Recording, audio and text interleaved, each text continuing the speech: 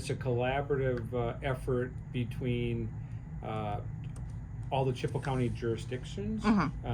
But we have two main liaison officers, Tim Bauman and Corey Boos. So all the tips that come in through the P3 software get directed to those gentlemen, and then they would send it to the proper jurisdictions if it's like a multi-jurisdiction thing. Otherwise, they follow up on the lead at that time. So there's 3 different ways that tips can be reported. So they can be reported via the website at the Chippewa County Crime Stoppers.org.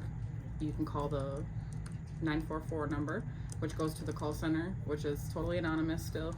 The call center is actually out of Texas. They ask all the questions, put it all together, and send it out on the P3 app.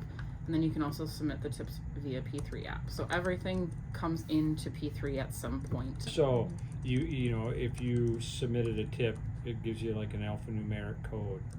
And if a tip is submitted and it's of a significant importance and there's a reward offered for it, then that code that you were given as a, I don't want to say a user, but the code that was assigned to your tip, then that would be a means for Caitlin or the officer to say, hey, there's a tip and you need to go pick it up.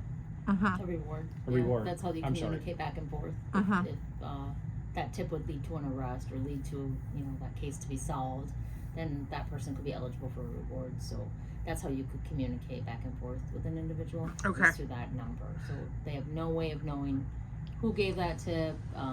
Basically, you just communicate through that number. And that's it.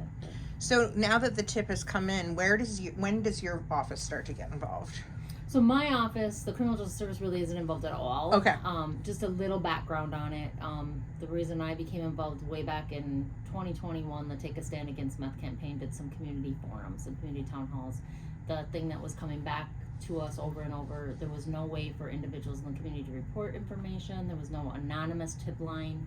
The sheriff's office had a tip line, but it was not anonymous. So as a result of that, we as a committee campaign thought, you know, hey, we heard about Crime Stoppers, and we're like, let's try and get something like that started here in the community. So I recruited board members like Scott, who graciously volunteered their time and created the Crime Stoppers board, created the nonprofit, and then the group of individuals now that sit on the board.